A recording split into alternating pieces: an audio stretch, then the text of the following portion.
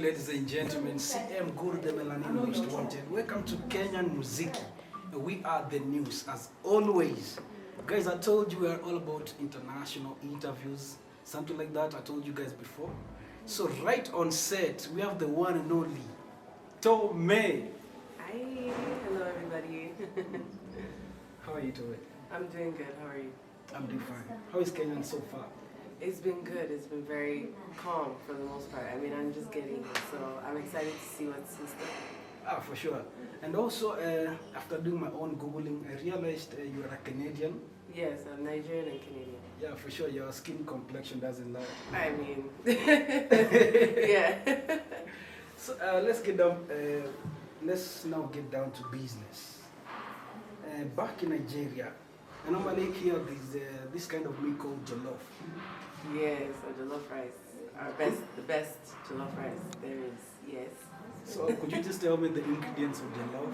Just a minute. I mean, everyone makes it a bit differently, but the basics that you should know are definitely red pepper, tomatoes, red onions, Maggi, sweet spice, where am I going? Those are your basic ingredients, and then parboiled rice is the best rice to use. Wow. Yes. Hey, so it seems to me like you are an amazing cook, right? Something like that, yeah. Okay, ever since, okay, you just came here tomorrow night, right? Yeah, literally, I just landed. Okay, according to you, which Swahili word have you learned so far? There's a few that I learned, you know, Jambo, Asante, Tafadali, oh my gosh, wait, I feel like there's more that you guys are just telling me. I don't know why I'm blanking now. I knew Maji, which is water, right? Haven't you heard of Ngoko? No, what is that one? What is that one? What is that? That's a Kisi word to mean kuku, like hen. So how do you say it? Chicken. Ngoko. Angoko. Repeat after me, Ngoko. Angoko. For sure. That's TÖME. So let's get down to business, eh? Yes. You've had 3 albums. Yeah. Yeah, for sure. Three albums down the line. Yeah. And you've had also a collab with Sean Kingston. Yes. Called Pray. I pray, yes. Yeah, for sure. Tell us why Sean Kingston in the first place?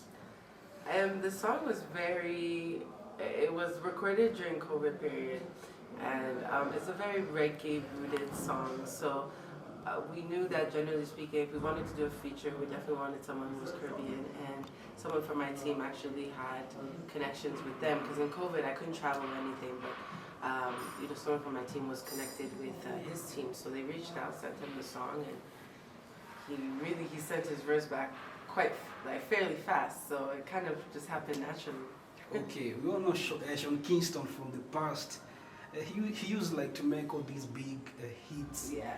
But recently, I feel like his vibe has reduced so much. What do you think?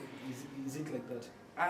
I mean, I can't personally speak. So, I mean, artists kind of go through so many different phases. He could just be going through a different time in his life. Maybe music wasn't always what he wanted to do. But I think as well, everyone takes their time. Music is just art, and you release it when you want to. Yeah, for sure. Unlike the East, it's so difficult for us, the East musicians, to do collabs with the likes of Justin Bieber, Chris Brown. But you guys back in Nigeria, it's so easy. Like for example, you just did a collab with Sean Kingston. Omalay did a collab with Justin Bieber. Yeah. Davido did a collab with Chris Brown. Yeah. Yeah, for sure. What do you think is so easy for you guys to make all those grabs of international collaborations? I really don't think it's about it being easy per se. I think maybe it's just really who you know and who you're able to connect with. I think in this industry, it's really all about who you know. So, like even me, getting Sean Kingston, if it wasn't for someone from my team, knowing someone from his team, it wouldn't have happened. So, generally speaking, I don't know if it's really a sake of a cultural thing, more so than just who you know. That's how I feel. Me, according to how I feel it, I feel like you guys created that chemistry a long time ago, so True. It happens to be so easy for you guys. I think that, I mean, when it comes to the popularity of Afrobeats and African music, I think that Nigeria does do a very good job at really bringing it to that global level. How they do it, Misha, I'm also trying to learn because my music needs to go global. So I'm still learning as well. But we definitely have done a good job as a country to really push the sound globally. Wow, TÖME.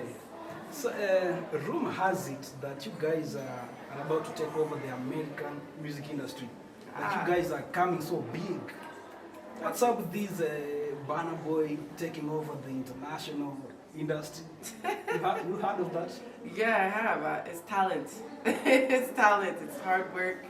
It's years of us really trying to push the sound. I mean, it didn't start with Burna Boy, right? When you really look back at the American or Nigeria's influence in America, I think it really goes back to the days of King Sunny Ade, when he was flown out to do the first late night show.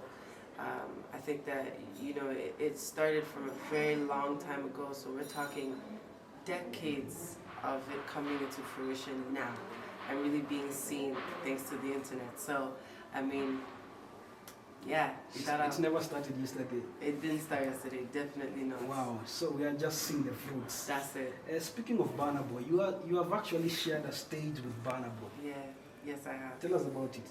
I back in 2019, I had the opportunity to perform with him on multiple different stages in Canada and in the UK, because I was on tour with Mr Eazi. So, I mean, generally speaking, great energy, great vibes. He's an amazing performer. I learned a lot. It was like one of my first years in music, so professionally. So, yeah, I'm very grateful for that experience. Speaking of Burna Boy, okay, has your management tried to initiate a collab between you guys? There's been conversation about it for sure. I mean, in due time it will happen. In due time, that's all I'll say. About Mr. Eazi? All of them, in due time. Okay, let's have this perspective of you guys being in the studio. Okay. We have Burna Boy here, and then we have Mr. Eazi there. Okay. Who do you think you guys, the chemistry would go along with? I think it would go along with both of them, to be honest with you. No, let's pick one. Wow. No, I'm not trying to put you on that spot, but You're putting me on that no, spot. No, I'm not. Just give me that one only. I think Mr Eazi. Definitely. Wow. Yeah. Wow. It's not Burna Boy. Well, I mean, generally speaking, I was on tour with Mr Eazi for a longer time, so I do think that him and I have a stronger chemistry in a sense, than me and Burna. So I say for that reason, just for relationship reasons, I would say Mr Eazi. Yeah. Wow. So you picked Mr. Eazi because I feel like Mr. Eazi doesn't use that thing when it comes to recording the studio, the skunk. You feel me? Oh, you think so? I normally hear Burna Boy uses the skunk before they get on the boots.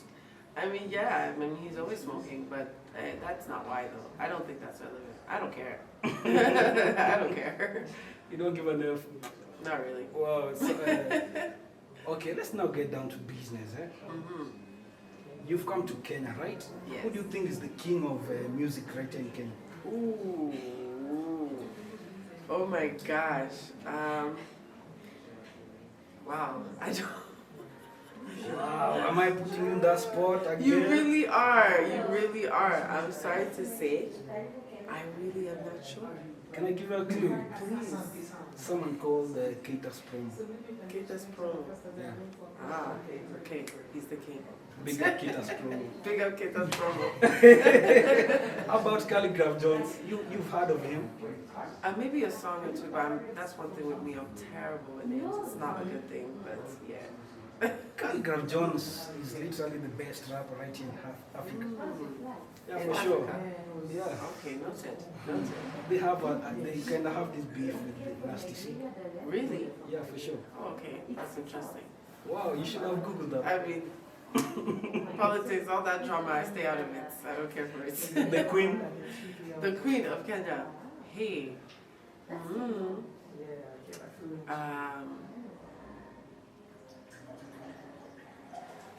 Saru. Saru. Yeah. Okay, Saru. She's called Sarwa Manyaru. Sorry, say that again. Sarwa Manyaru. Sarwa Manyaru. Repeat after me. Sarwa Manyaru. Sarwa. Guys, I'm still learning. Okay, she branded herself Manyaru because actually the name Manyaru stands for the skunk, the smoke. The smoke? Yeah, because when she gets on the boots, she does it. Jeez, I like that. Okay, I like that. Okay, so East Africa? In East Africa? Yes. What do you mean? Okay, the king of East Africa of East music. Africa. I mean, from my opinion, I would say Diamond. Hey, why Diamond Platinum? Yeah. Why Diamond Platinum? I mean, generally speaking, for me personally, his music has crossed over the most, and I've probably heard it the most. Just like from Canada, when I'm in Nigeria, so I would say Diamond for that reason, generally speaking, and I love his music. You haven't heard of Harmonize? Harmonize as well, but I do like Diamond. Diamond is the best. Okay, between Harmonize and Diamond, because right in East Africa, questions. right in East Africa, the gossip blogs normally compare Diamond and Harmonize. Right. Now, according to you, I want to know who do you think is the best? I'm not answering that. Oh, no comments. Okay. No comments. Lyric-wise. I mean, granted, I don't really understand what they're saying, both of them, half the time. I don't know. Harmonize is amazing as well, though. I'm not taking anything away from his talent. I think I just like Diamond's vibe, his swag. I just like it. Yeah, but it's you that said it. It's not me. It's not me. No, it's not me. So let's talk about your debut EP back in 2015. Wow. Oh my gosh, that one that I did myself. Yes. Yes. Let's talk about it. It was the beginning. It was the beginning of my journey. It was the beginning of a lot for me. I think that it was the project that allowed me to see that maybe I can do this music thing. So yeah. So that's like the kickoff. That was very much the kickoff. Yeah, very much the kickoff. I wouldn't even say it was the kickoff of my career. I think it was me testing the waters publicly with my music. 2019 was really the kickoff of my professional career, I would say. Wow. I've actually watched your music video. For sure, you normally go ham. Yeah. Damn it, you normally go ham on it. I mean, I try. Yeah. Yeah, once the camera is set, hey, damn it, you normally nail it. Kudos for you. Thank you. Can I get a high five? Come on. Come on. Okay. So, speaking of which, was it 5 tracks on it? The EP? The first one? Yeah. Yeah, about that. About 5 songs, to be honest with you. And they were just recorded off my phone, and it was just me playing guitar. So, I mean, yeah. It was very amateur project. I was just trying something. I didn't know anything about music at that time, except for what I would play on my guitar. That was So you normally know how to play guitar? Yeah, I do. Yeah. Out of 10, how do you rate yourself? In my skills? Honestly, I put it down for a long time, so I never really built my skill. So I would still say it's quite intermediate. I wish I could say expert, but intermediate. Wow. Yeah. Do you know how to play keyboard? No, very beginner. I'm very beginner with keyboard. Yeah. You're an amateur at that. Sorry? Okay, you are a beginner at that. Yeah. Yeah, for sure. So, your latest album, let's talk about it. Is it called Love? Love Over Vanity. L-O-V. So it stands for love, but it means love over vanity. Wow, that was like a good keyword for it. Yeah, very much so. It kind of worked out. Wow. It seems like you have this amazing team who normally drafts everything just to make sure everything is back in place. To come up with that album. Just give us like a snippet. How was it like you producing that album in the studio? I want to know the studio environment. How was it like? Yeah, I mean, for that album specifically, I recorded it in Atlanta and in Nigeria. So about 5 of the songs were recorded in Atlanta. Shout out by Cooley, who was very much part of that process with me, and J Soul. And I mean, we were just in the studio every day. We basically were just running through the beats, listening to the songs at home. And then when we went to the studio, it was just time to write and record. It was good energy, it was good vibes, it was very professional, and it was fast as well. Kind of just went through song after song after song, and it was good. And then when I was in Nigeria, I think Nigeria was really fun because we got to just experiment in different ways and find the sound and find the vibes, you know.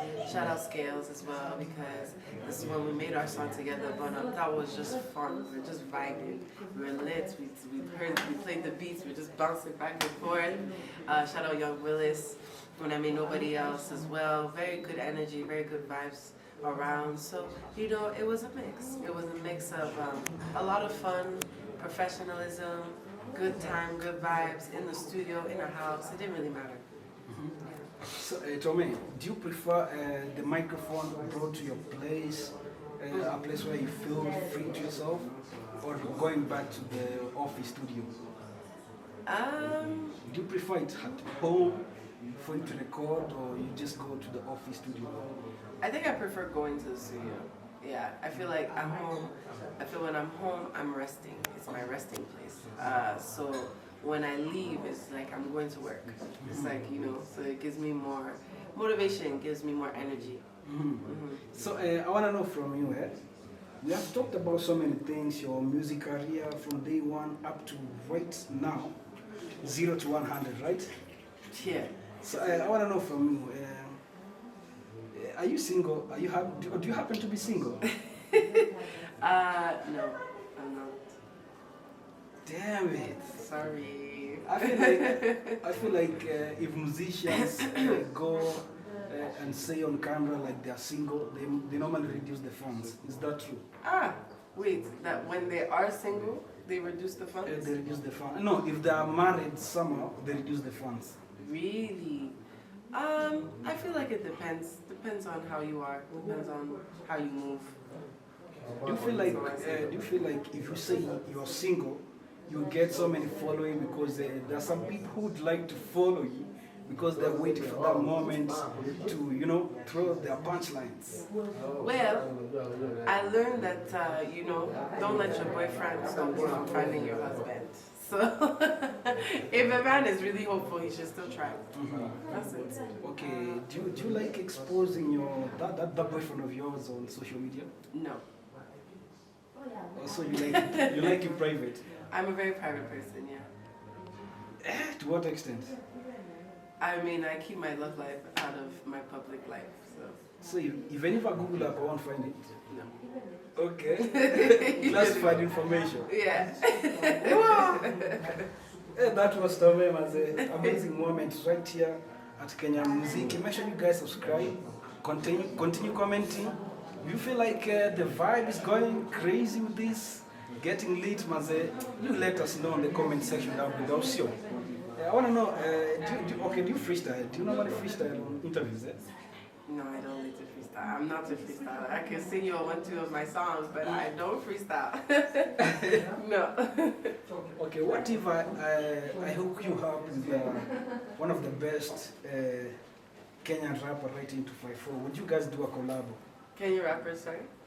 What if like I link you up with the Kenyans, the best Kenyan rapper right into 5-4? Would you guys do a collab? Oh, for sure. Why not? So I hook you up with Steve was Simple Boy. Let's do it. For sure. What's up, guys? It's your girl, Tomi, and you are listening to Kenyan Muziki, and we are the news.